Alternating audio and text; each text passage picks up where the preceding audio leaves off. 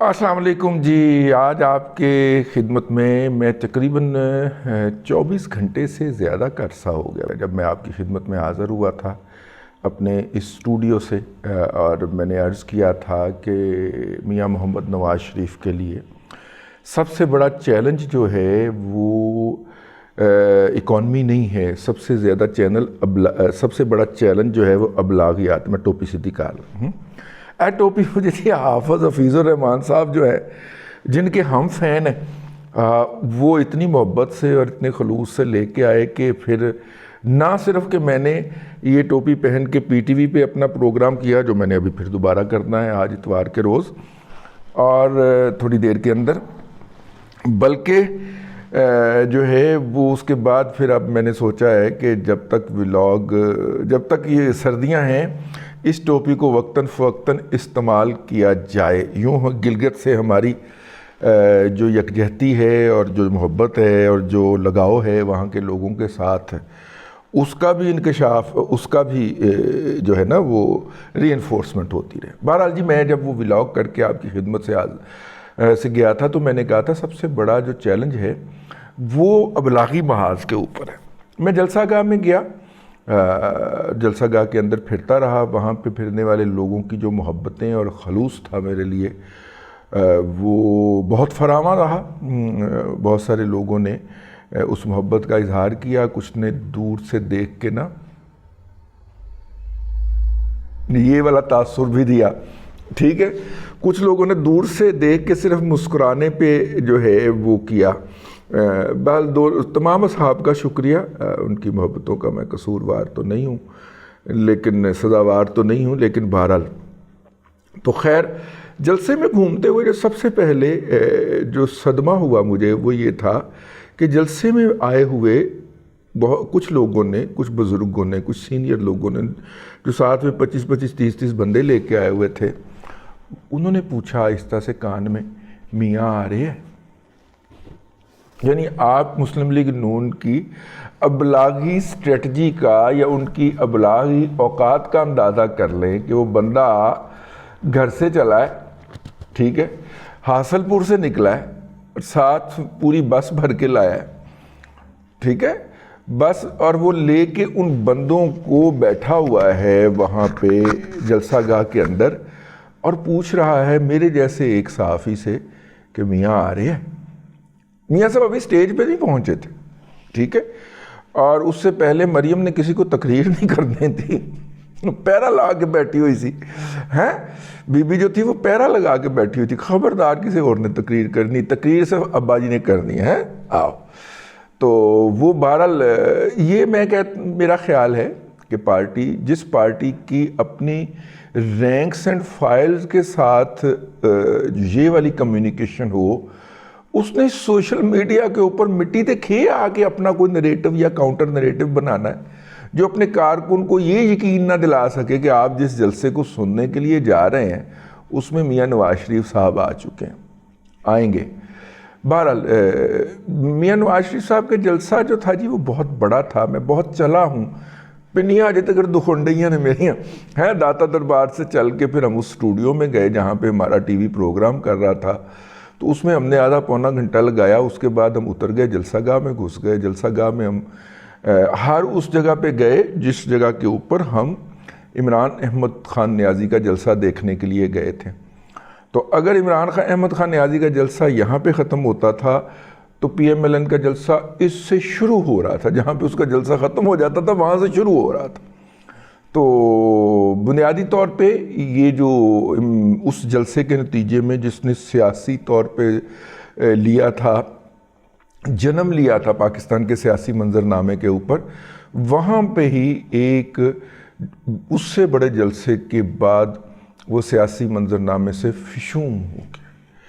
بہرحال میاں نواز شریف صاحب کی بارے میں جو جلسہ بہت بڑا تھا، بہت سارے لوگ جو ہیں وہ ملتان روڈ پہ، قصور روڈ پہ، جی ٹی روڈ پہ، موٹر وے پہ پھنسے رہے اور وہ جلسہ گاہ تک نہیں پہنچ سکے، اور نتیجے کے طور پہ وہ میاں صاحب کی تقریر سننے سے محروم رہ گئے۔ لیکن موبلائزیشن تو ایک ہوئی، ورکر جو تھا وہ جھنڈا پکڑ کے اپنی پارٹی کا لوگوں کے سامنے گیا، اس نے پارٹی کو اون کیا۔ یہ جو ایکسرسائز تھی اس کے لیے پی ایم ایل این کو الیکشن کا انتظار کرنا پڑنا تھا، لیکن اس نے الیکشن سے پہلے اپنے ورکر کو پارٹی کی اونرشپ دے دی۔ یہ تو ہو گیا اس کا مثبت پہلو۔ اب آ جائیے، ایک اور ہم نے اڑتی خبر سنی ہے، اور وہ خبر یہ ہے کہ میاں نواز شریف صاحب جب اپنی اپیلوں کے لیے انگوٹھا لگا رہے تھے، بائیو میٹرک کر رہے تھے اس کا، تو وہ کچھ دیر کے لیے انہوں نے اپنے وکلاء سے عمران احمد خان نیازی کے سٹیٹس بھی پوچھا کہ ان کے مقدمات، کون سا مقدمہ کس لیول کے اوپر ہے۔ تو اس پہ انہیں بتایا گیا بریفلی کہ جناب یہ لیول ہے۔ تو اس کے اوپر جو ہے ہمارے جو ندیم تاج صاحب ہیں اسلام آباد والے، جو کہ جن کی میں نے ٹوپی پہنی ہوئی، وہ تو خیر چترال سے ہیں، یہ ٹوپی تو گلگت کی، یہ اس کے اوپر یہ کلگی لگا لیں تو یہ گلگت کی ٹوپی ہو جاتی ہے، اگر یہ کلگی اترال لیں تو چترال کی ہو جاتی ہے، اور چترال اور گلگت کی وہ پولو کے اندر جو رائیولری ہے وہ تاریخی ہے بھئی، ہر سال ان کا پولو کا میچ ٹورنامنٹ ہوتا ہے جس میں کبھی چترال جیت جاتا ہے اور کبھی گلگت جیت جاتا ہے، ٹھیک ہو گئے۔ تو انہوں نے جو ہے وہ فرمایا ہے کہ نواز شریف صاحب آئندہ کچھ دنوں کے اندر عمران احمد خان نیازی کی رہائی کے لیے اپنا کردار ادا کریں گے اور ان کو سیاسی میدان میں لا کے کچلیں گے۔ یہ کچلیں گے والا لفظ میں نے اپنی طرف سے ڈال دیا ہے، لیکن ان کو سیاسی میدان میں لانے کے لیے فیسیلیٹیشن کریں گے تاکہ ان کے منہ بند ہو جائیں۔ لیکن دیکھیں جی، ان کے منہ کہاں بند ہوتے ہیں؟ انہوں نے کہا کہ جی میرا پیو کوئی اور ہوئے گا، نواز شریف واپس آ گیا تھا، ٹھیک ہے، پھر نواز شریف واپس آ گیا، انہوں نے کہا جی جلسہ گاہ نہیں بھر سکتے، جلسہ گاہ خالی ہے، لوگ ہی بندہ ہی کوئی نہیں ہے، میرے نال کھلوتا بندہ کہن دیا سے، میں کہا خدا کا خوف کر، پیچھے مڑ کے تو دیکھ۔ تو وہ اب جلسہ گاہ بھی بھر گیا۔ پھر انہوں نے کہا کہ نہیں، یہ نون میں سے شین نکل آئے گی۔ مریم نواز شریف نے ساتھ میں حمزہ کو کھڑا کر کے بتا دیا کہ نون بھی ایتی ہے تو شین بھی ایتی ہی، ٹھیک ہے۔ اس کے بعد انہوں نے کون سی ایسی حرکت اور کون سی ایسی بات اور پیش گوئی نہیں کی جو اللہ تبارک و تعالیٰ نے ان کے منہ کے اوپر نہ ماری ہو، لیکن انہوں نے کوئی سبق سیکھا ہو۔ اب وہ کہتے ہیں کہ جی دیکھیں، عمران خان کو اندر بند کر کے تو یہ الیکشن کروانا چاہ رہے ہیں، تو اس سے تو الیکشن جو ہے نا وہ یہ ہو جائیں گے اور وہ ہو جائیں گے۔ اور میں ٹوپی تو ٹھیک کر لانا یار، سب نو نظر آئے کہ ٹوپی پہنی ہوئی ہے دادے نے، حافظ حفیظ الرحمان ٹوپی پوا کے گیا ہی سانو۔ ویسے ٹوپی پہنانے کا محاورہ جو ہے نا وہ غلط معنوں میں استعمال ہوتا ہے، لیکن ٹوپی پہنانا جو ہوتا ہے وہ کسی کو عزت دینا ہوتا ہے، اور حافظ صاحب نے جتنی عزت ہمارے دل میں ہے، لگتا ہے کہ یہ ون وے معاملہ نہیں ہے، حافظ صاحب بھی ہماری اتنی ہی عزت کرتے ہیں یا ہم سے اتنا ہی پیار کرتے ہیں۔ اینی ہاؤ، میں حافظ حفیظ الرحمان کی بات کر رہا ہوں، کسی اور حافظ والدہ لے جانا، وہ بھی میرے نال بڑا پیار کرتے ہیں، ٹھیک ہے۔ ہاں تو خیر، اپنا اللہ آپ کا بھلا کرے۔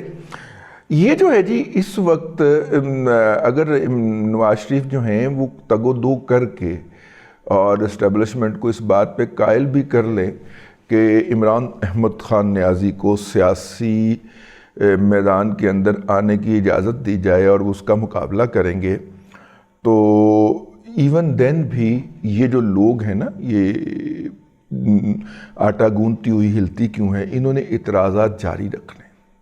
وجہ کیا ہے؟ کیا یہ انسان نہیں ہے؟ یقیناً انسان ہوں گے۔ دیکھیے، میری تعمیر میں مضمر ہے ایک صورت خرابی کی کہ مصداق ان لوگوں کو پاکستان کے میڈیا سین کے اوپر مسلط ہی ایسے کیا گیا تھا، اس لیے کیا گیا تھا کہ وہ طوطے کی طرح یک طرفہ زبان یک یک یک یک یک یک یک یک یک یک یک کرتے رہے۔ اب دیکھیں، دنیا ٹی وی کے اوپر ایک پینل سجا ہوا تھا، 6 ارکان تھے اس پینل کے اندر۔ مجیب الرحمان شامی صاحب جو تھے وہ عمران خان کے دور کے اندر یوتھی ہو گئے تھے، وہ عمران خان کے بہت زیادہ صدقے واری جاتے تھے، لیکن ایک متانت کے ساتھ وہ تبصرہ نگاری کیا کرتے تھے۔ اور جیسے ہی نواز شریف نے واپس آنا تھا یا اقتدار کی سیڑھیاں چڑھنا شروع کرنا تھا تو انہوں نے فوری طور پہ نون لیگ کے سپورٹر ہو جانا تھا، میاں نواز شریف کے سپورٹر ہو جانا تھا۔ ٹھیک ہے نا. دیکھیے نا عطا اللہ قاسمی صاحب ہمارے بڑے سینئر بزرگ ہیں, ٹھیک ہے, ان کا بھی کالم آ گیا نواز شریف کے حق کے اندر. جب نواز شریف کا جلسہ تھا جس دن انہوں نے کالم لکھ مارا, ٹھیک ہو گیا. اس طرح اور بھی بہت سارے لوگ جو ہیں جو پچھلے دنوں بڑے چپکے سے کام کرتے رہے اور ان کا خیال کے اندر سیاسی موضوعات کے اوپر لکھنا یا بولنا کو مناسب نہیں تھا, اور جب ان کو تبصرہ نگاری کے لیے کسی جگہ پہ بلایا جاتا تو وہ معذرت کار لیتے, کیونکہ وہاں پہ جا کے پی ٹی آئی کے خلاف سٹانس لینا پڑے گا. تو پی ٹی آئی کے خلاف سٹانس لے کے پھر آپ جو ہے نا وہ چلیں, ٹھیک ہے, کچھ چھوڑ دیں, لوگوں کی مجبوریاں ہوتی ہیں, ٹھیک. لیکن قلندر تو کوئی کوئی ہوتا ہے نا. وہ کیا ہے اقبال کا شعر, زباں ہو دل کی رفیق یہی رہا ہے قلندروں کا طریق, ٹھیک ہے, اس طرح کا کوئی شعر ہے علامہ کا. تو بھائی مسئلہ یہ ہے کہ وہ سیاسی موضوعات سے معاشرتی موضوعات پہ لکھنا شروع کر دیتے ہیں یا بولنا شروع کر دیتے ہیں. تو خیر ہم نے نہیں کیا, تو اس کی قیمت بھی پھر دی. ان لوگوں نے بیٹھ کے تماشا دیکھا, بلکہ کچھ نے تو یہ پیغام بھجوایا کہ پنگا کیوں لے آئی, ٹھیک ہے نا. بڑے سینئر ہیں, میں بلکہ غلطی سے نام بھی لے گیا ہوں ان کا. تو انہوں نے تو ہمیشہ مصیبت کے وقت یہ کہنا ہوتا ہے نا کہ اگر انہیں جوگی نہیں سی تو پنگا کیوں لے آسی, اگر انہیں جوگا نہیں سی تو پنگا کیوں لے آسی. ہم نے کہا جی آپ کو اپنی صحافت مبارک ہو, تھینک یو ویری مچ. اس موقع کے اوپر اگر آپ یہ نہ بھی کہتے تو آپ کا دن گزر جاتا, لیکن بہرحال آپ نے اچھا کیا کہ واضح کر دیا کہ آپ کا شمار جو ہے وہ کن میں کیا جائے. اینی ہاؤ یہ تھا میاں نواز شریف صاحب نے ایک بھرپور جلسہ کیا ہے, اپنی دبنگ انٹری ماری ہے. دبنگ انٹری کے ساتھ انہوں نے ایک سٹیٹس مین کی تقریر کی ہے, ایک سیاستدان کی تقریر کی ہے, ایک ویژنری لیڈر کی تقریر کی ہے. اور جب ان کی تقریر جاری تھی تو میں نے گاڑی میں بیٹھے کیونکہ ظاہر ہے کہ جب تقریر مک جاتی تو پھر تو رش پڑ جانا تھا, پھر تو نہیں نکلا جانا تھا, رات 1-2 بجے تک نہیں نکلا گیا لوگوں سے. تو میں نے وہ تقریر جو تھی وہ گاڑی میں بیٹھی اور میں ڈرائیور کو کہا ہم نے نکل, اور میں نے اس وقت ٹویٹ کیا کہ ان کی تقریر جو تھی وہ ایک سیاسی لیڈر کی تقریر تھی, سیاسی لیڈر کی تقریر تھی, مطلب کہ کسی گلی محلے کے تھڑے باز کی تقریر نہیں تھی. اوئے توئے نہیں تھا اس کے اندر, آپ جناب تھا, اور کسی کا نام نہیں لیا انہوں نے. میرا خیال غلطی سے ایک دفعہ عمران خان کا نام ان کے منہ سے نکل گیا, لیکن اس کے علاوہ انہوں نے کوئی بات نہیں کہی, ماں سوائے 1-2 انڈائریکٹ جگتوں کے کہ تسبیح تو میں بھی پھیرتا ہوں لیکن دکھانے کی ضرورت نہیں ہے. لوگوں کو بڑی تکلیف ہوئی کہ یہ بات کیوں کہی ہے. یار اس معیار کے اوپر اپنے ممدوح عمران احمد خان نیازی کو بھی ماپ لیا کرو یار. وہ جو ان لمیٹڈ بکواس کرنی شروع ہوتا ہے, جو بھونکنا شروع ہوتا ہے, آپ جو ہے نا وہ اچھلنا شروع کر دیتے ہو, کیا بات کہی ہے, کیا بات کہی ہے, خان عالم اسلام کا لیڈر ہے. اس نے تو ڈائریکٹلی کہا ہے نا نواز, انڈائریکٹلی کہا ہے نا نواز شریف نے, ڈائریکٹلی تھوڑی کہا ہے. کہ میرا مطلب ہے وہ یہ بھی تو کہہ سکتا تھا نا کہ میں اپنی بیٹی کو گلے لگا سکتا ہوں, اللہ تعالیٰ نے تمہیں اس نعمت سے محروم رکھا ہوا ہے. نام لیے بغیر بھی کہہ سکتا تھا, لیکن ظرف ہے اس کے اندر. میاں نواز شریف عمران خان کو جیل سے نکالنے جا رہا ہے, یہ خبر ہے, اور جیل سے نکال کے میدان میں کھڑا کر کے اس کے ساتھ مقابلہ کرے گا. اب تک کے لیے اتنا ہی. اگلے ولاگ کے اندر پھر حاضری ہوتی ہے. اللہ تبارک و تعالیٰ آپ کو آسانیاں عطا کرے اور آسانیاں خلق خدا میں تقسیم کرنے کی توفیق عطا کرے.